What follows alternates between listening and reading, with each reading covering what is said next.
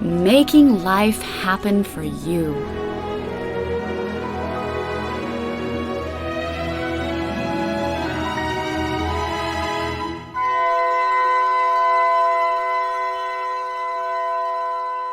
I want to start off today by sharing the most profound yet simple truth I have discovered about the nature of life here on this earth. That simple truth is that you are the creator of your own life experience. If you've had no previous understanding of this concept, you are probably wondering how that could possibly be true. You may right now be taking inventory of all of the things you would rather not have in your life at all. How could you, or why would you choose some of these things for yourself? Why would you want to experience them? Even though consciously you may not choose to have some of these experiences, within your subconscious mind, there is complex programming in place that you are not even aware of. This programming is helping to create what you are experiencing in your life and can often be sabotaging your success in relationships, health, and career. So what is it about all of these things in our lives that we would rather not be experiencing or rather not have to deal with? What it is that we don't like about these things is that they are difficult. They cause us inconvenience, pain, grief, sadness, and suffering. Why would we want to suffer? Most of us would agree that we would rather not suffer. Yet, life just seems to keep coming at us with more problems, confusion, pain, and overwhelm. Then our common belief becomes, I have no control over my life. Life just happens to me. Nasty, difficult experiences just keep sneaking up out of the blue and throwing me into more suffering, and life becomes hard. I really don't have much control over the way my life happens. So how did we come to accept that belief? Many of our beliefs started to become established in our childhood. If a person saw his or her parents in dysfunction in their relationship because of their inability to communicate, when that person reached his or her adult years, that belief might have become, you have to argue and fight to be heard, or my spouse will never understand me, it's useless. Or even if someone's mother was raised in a situation where, say, her mother abandoned her and her father was a heavy drinker, she was raised with the message that life is hard, don't expect much, prosperity is hard to come by, and there isn't enough love to go around.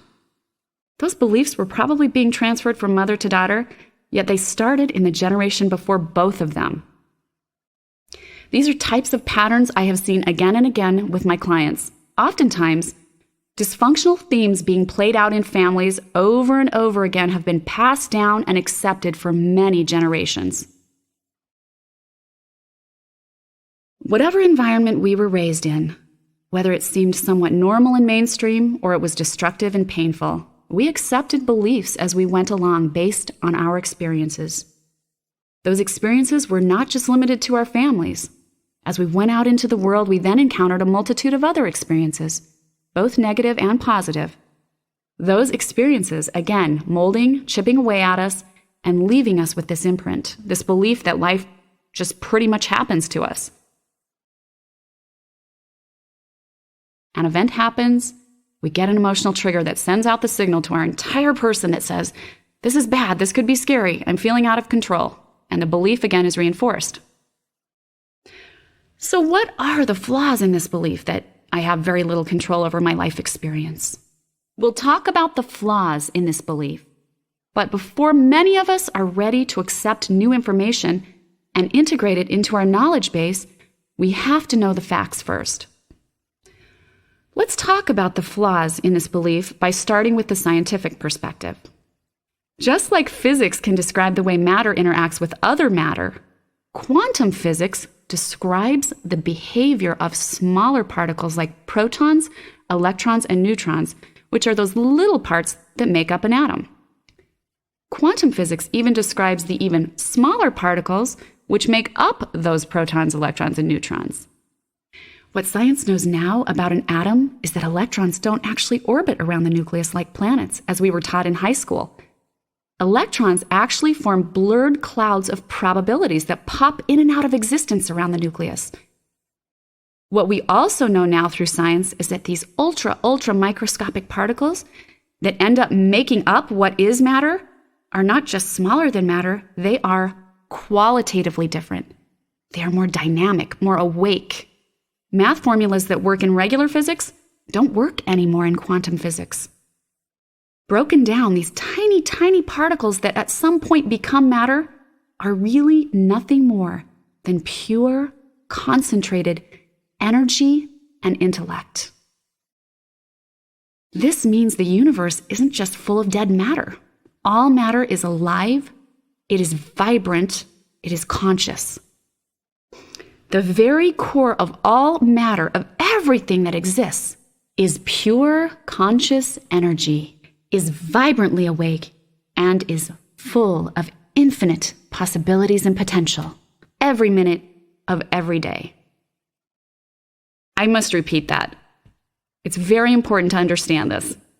The core of all matter, of everything that exists, is pure conscious energy, is vibrantly awake, and is full of infinite possibilities and potential. Now that you know this amazing piece of truth, here is the next scientific mind blower. Energy that becomes matter is actually changed by a mere thought. That's right. The energy that comes from a thought can change the energy that makes something become what it is. Let's go over that again because that is a lot for the mind to grasp. The energy that comes from a thought can change the energy that makes something become what it is in the material world. So, wow, what does all that mean? That means then, our thoughts have power. They actually have the power to change matter at some level. One of the best simplified examples of this was featured in the movie What in the Bleep Do We Know Anyway?, in which Dr. Masaru Emoto did a series of 5 studies on water. These studies demonstrated how, when a written label was applied to the bottle of water, the very molecular structure of the water changed accordingly. The water that had the labels of love and thank you applied to them showed, under the microscope, molecules that were nothing short of beautiful. They were symmetrical and balanced, each one like a work of art. The bottle labeled, "You make me sick, I'll kill you," however, showed under the microscope very distorted, unbalanced, asymmetrical molecules. Yet all of the water came from the same original source. So the energy from the meaning of that word on the label applied to the outside of the bottle had the power to change the molecule of water inside the bottle. Imagine the power in your spoken words and thoughts. Imagine the power of the labels you put on yourself and others. And how does that old belief stand up to this scientific truth that we know now? That old belief of, I don't have much control over my life experience.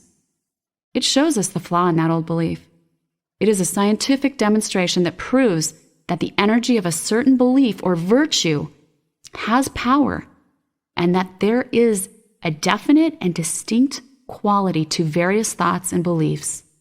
This is just one of hundreds of scientific studies that proves out how much power we really do have in our existence on this earth. What science has really discovered is the nature of God's creation and our role in it. I believe that God endowed us with this creative power and the free will to choose what we will do with it. It is our greatest gift from our Creator. It is our birthright.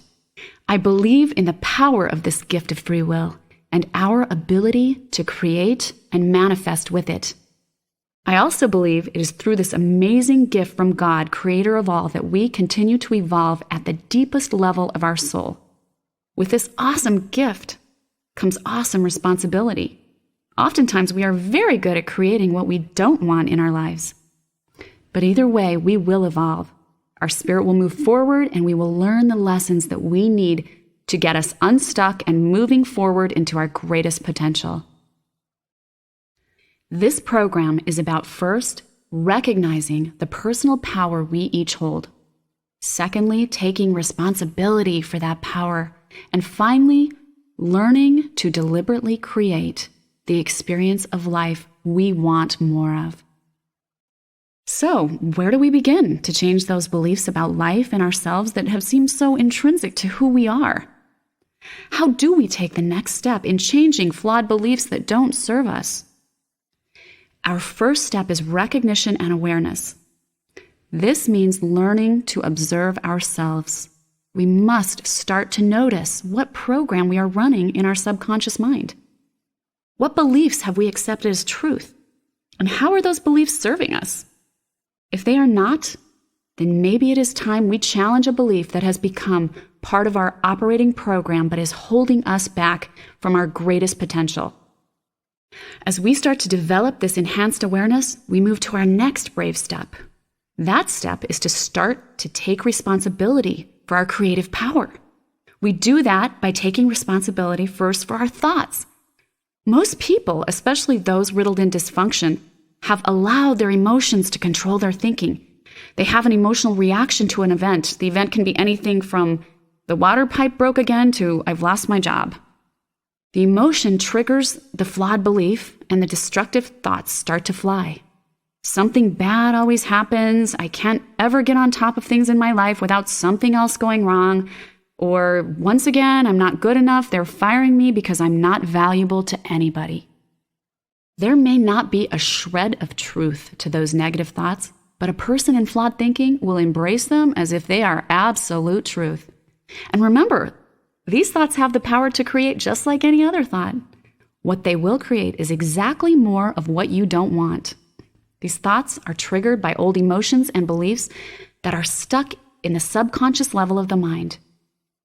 They come from old subconscious programming most people aren't even aware that they have. The program has been running at the subconscious level for so long, they just believe this is who they are. Brain science shows us now that a thought is an actual thing that takes place in your brain that can be seen and observed. A thought in the brain is observed as something similar to a bolt of lightning firing on an interconnecting bunch of neurons. This is called a neuron pattern. Each time you think a certain thought, it is much easier the next time to repeat that thought pattern in the brain.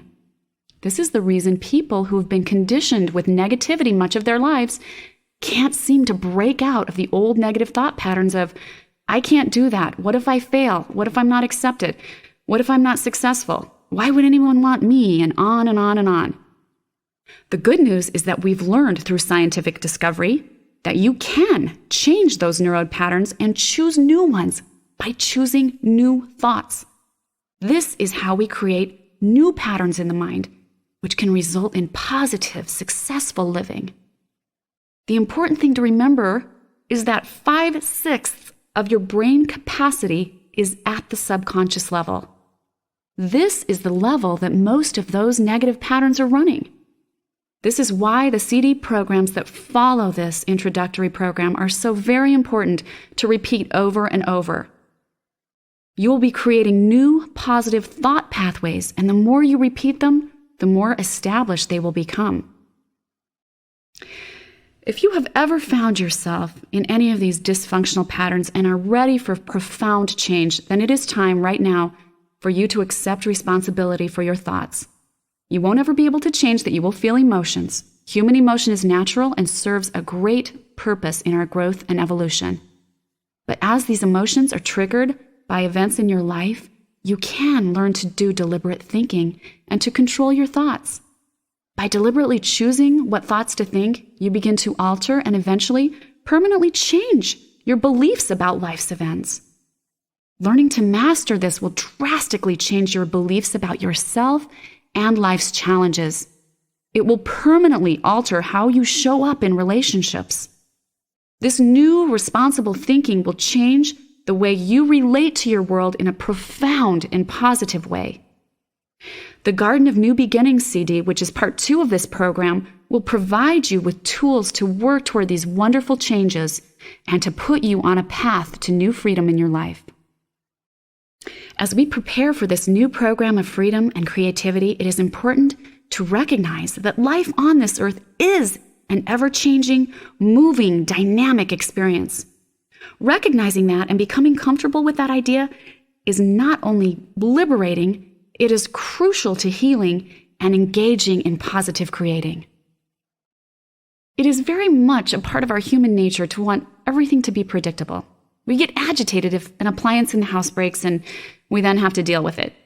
We get suspicious if suddenly our spouse wants to buy a motorcycle or take up windsurfing, or if one of our children takes on a slightly different image, maybe longer hair or a slightly different speech pattern, etc., etc. Since none of these things are inherently dangerous or destructive, why do we agonize over them? Why does the unpredictable make us feel vulnerable or nervous? I believe it is the old survival programming in our ancient DNA which pops up the red flag and warns us, something new on the horizon here and I don't recognize it. Could be dangerous. That's a great natural mechanism when we really need that fight or flight rush to flood in and help us to save ourselves from something truly dangerous. But what is this response doing to us when we don't need that extra rush of adrenaline and the emotions that it triggers? In the fast-paced world we now live in, most of us experience these stress responses often.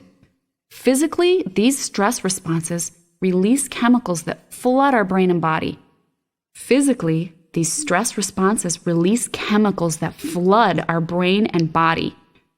These chemicals throw our brain chemistry into imbalance and over time can cause both anxiety and depression. The chemicals that are released into our bodies also cause the breakdown of cells and block production of healthy new cells. No one becomes ridden with depression or extreme anxiety because of one event.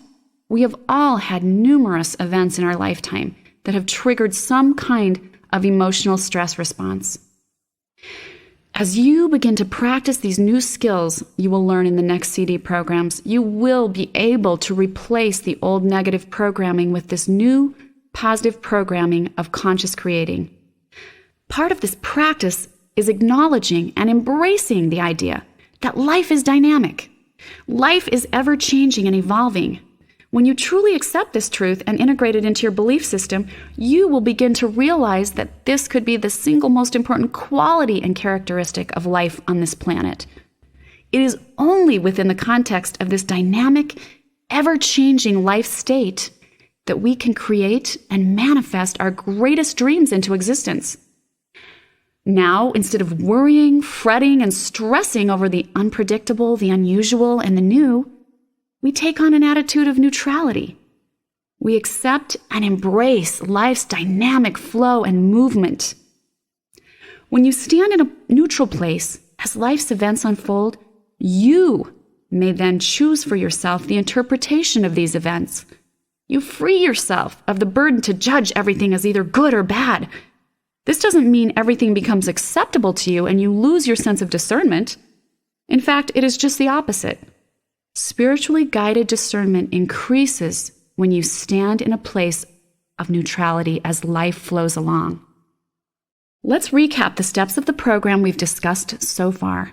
Step 1 is about recognizing the personal power we each hold.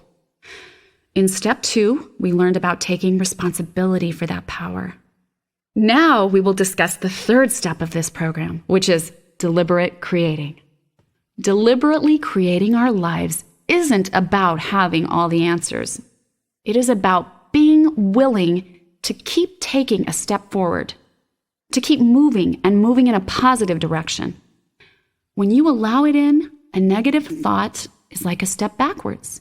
It keeps you from moving ahead and can put you right back in the misery you don't want to be in. Life will have setbacks. People will lose jobs, experience other loss such as divorce or death, or possibly have to deal with some kind of injury or illness. These experiences can be riddled with unbearable grief and desperation. It is important that during these experiences, you must first acknowledge your feelings of grief and pain. Allowing the tears to come and just being with your grief is necessary to begin the process of healing. A good cry is like a cleansing rain. It helps release emotions so that they don't become stuck and eventually become toxic to your system.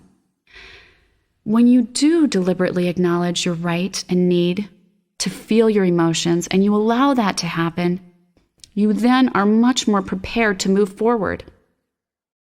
Moving forward requires looking at the other side of your grief experience, even though this can be very difficult. Once the acknowledgement of pain has taken place, you then say to yourself, what positive things have come from this experience? Sometimes those things are not completely apparent, but I promise you there is good that comes from all experience. The questions you may need to ask yourself are, what did I need to learn from this experience to further my personal and spiritual growth? What changes do I need to make now in my life that will help me move forward in a positive direction? And can I take what I've learned to the world so that in some way it might be helpful to others? It is so important, especially during difficult times, to stay in positive, responsible thinking. Acknowledging your feelings and your need to feel doesn't ever require negative, destructive thinking. Know that there are people every day who overcome unbelievable obstacles in their lives. You have everything it takes inside of you to do the same. You have everything it takes to recognize and embrace your personal strength and power. You have everything it takes inside of you already to take responsibility and to choose for yourself now, regardless of what background or what life experience you have come from. You already have everything it takes to keep moving forward in a positive direction, to claim your greatest dream for yourself and to go for it. God's creative power and love is ever present and ever flowing to you. All you have to do is unlock the door of your heart fully and let His light flood in and join you in this amazing creative journey that is beginning to unfold for you.